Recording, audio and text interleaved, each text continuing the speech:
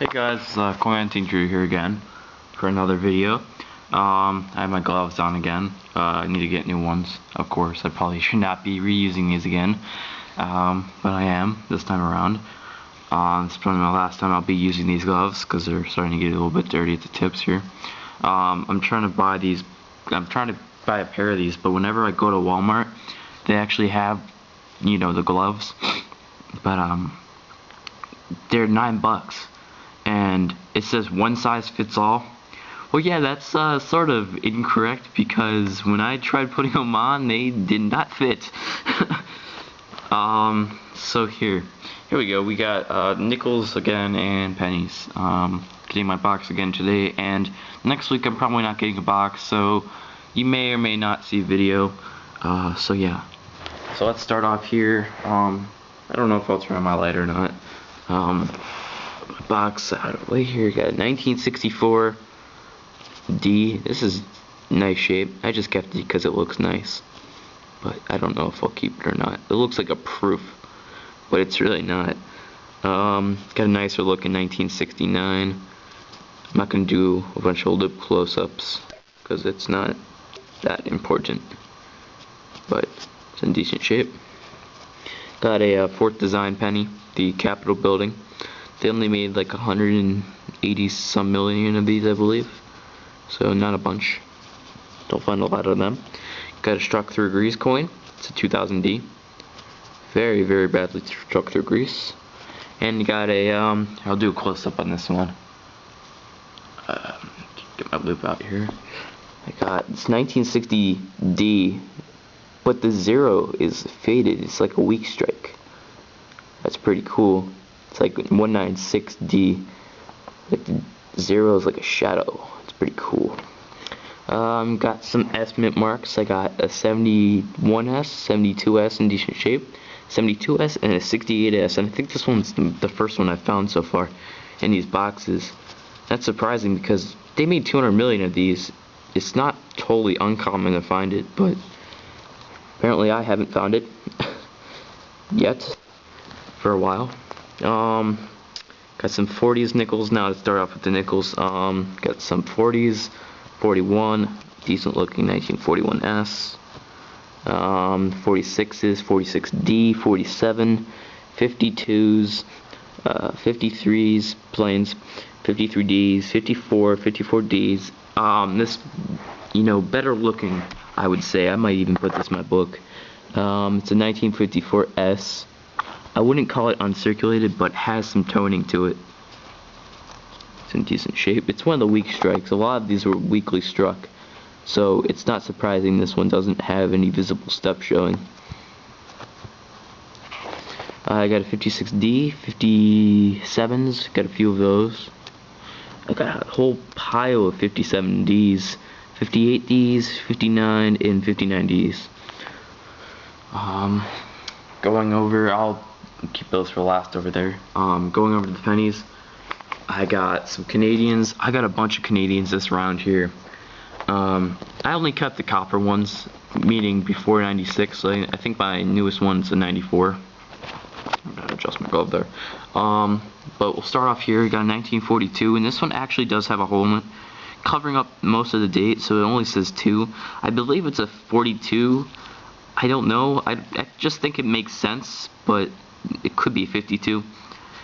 Now, when I found this, I kind of I felt good and bad almost, because you think about this, you think maybe someone was wearing that as, whatnot. This is the time period, if it was a 1942, that the war was going on, and, who knows, maybe some sort of U.S. soldier found it or something, I don't know. Some sort of soldier found the penny and was their birthday, and they drilled a hole through it and wore it during the war. I don't know. I mean, but it was probably their birth year. But yeah, that's a cool find. Of course, I'm gonna keep that. I got 1946 George penny, King George VI. Pretty nice. Still find a bit of these out here. Got a 65. Some 70s, some 80s, and some 90s, just, normal Canadians. Rolling over here, I got a 1930D. This was actually sticking out the edge of a roll. It was actually like flipped over. And it does have some corrosion on it. I thought maybe it would be a 40s coin, but it's actually a 1930D. That's pretty cool. Pretty cool. I got some 42s. There's this one under it. And this one just kind of disappointed me. If you see that, it's like a white corrosion sort of thing. But you flip it over, and it's just sad because there's some corrosion, but it has a beautiful orange luster to it. You can see that right there. Maybe you can see that. There's some left on the front. So, yeah. I got a 44. This 44 is very, very weird. It's like it was dipped in tar or something, then corroded, and then you flip it over, and this is what fooled me. I thought this was going to be a steel penny or a 1944 steel. You know, that would have been an awesome coin if it was a 44 steel. But it's like it's been dipped in plaster or something. Some sort of silicone, some sort of, I don't know.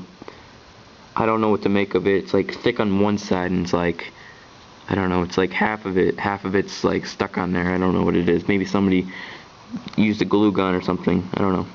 I got a 44, 44D, 46, or 45, sorry. A bunch of 46s, or actually two of them. 52, and this 52 is in decent looking shape. Got a 52D right there. It looks like it has a little extended rim. I don't know if that's off center, but it's really, really worn. And I got a 54D. No 55Ds or 56s or whatnot. I don't know why I didn't find any of those, because the 56 had a mintage of over a billion of them.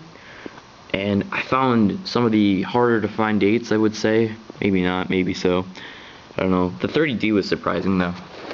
And the last to show you guys is this. And yes, guys, every single box so far, I'm still on my silver streak, I've gotten Warnicles, okay? Now, I believe this happened to Hidden Treasure Hunter a while ago. He actually was going through a roll, or he was just pulling out the rolls out of the box, and at the edge of the box, like the edge of the roll, was a Warnicle. Now, the same thing happened to me. And this time around, it was facing like that, and I've never had this happen before, and it was pretty cool because it flips it over and it's a 45p Warnicle. So I'm like, hey, you know, I'm still on my silver streak, so I don't have to be concerned about finding, you know, a Warnicle or whatnot, because I found it basically on my first roll. So I'm going through more, and I come across this thing. It's another Warnicle. And there's some dirt on it. It's like really easily comes off. It was actually covering the last digit, and took a small toothpick and gently rubbed it off. And it's a 1945D. I thought it was a 43D, and that would have been a nice one for my book, but it wasn't. So, hey, you win some, you lose some. It's got a 45D. And last but not least, this was a surprise. I did not expect this. I will use the loop on this one. But this is a 1945, and it's in really nice shape. Like, it has like a gold background tone to it. It's pretty sweet. Here's the back. This back one's nice. Look at that. Now, I'm going to tell you guys this quick story really quick before I wrap up the video.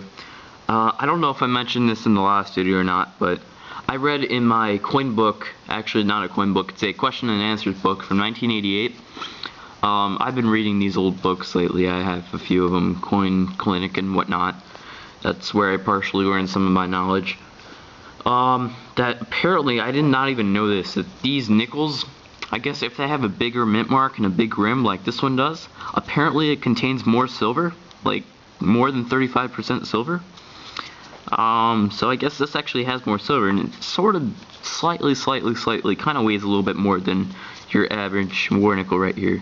But I don't know, that could be dependent on wear, because once wear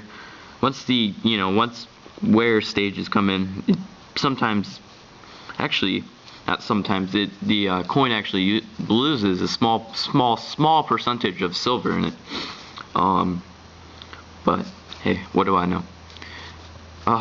But yeah, apparently that one has more silver in it technically than that one, just the normal one without the bigger mint mark and bigger rim.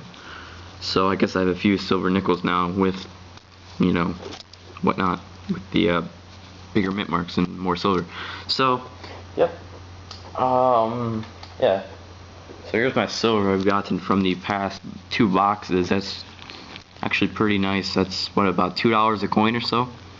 I believe so. $1.50 coin. I got 5 of them. So, yep. Alright guys, thanks guys for watching. I hope I actually find a buffalo this time around. I'd love to add a little more buffaloes to my stack right there. So yeah, thanks guys for watching, and happy hunting. Take care guys. See you next week.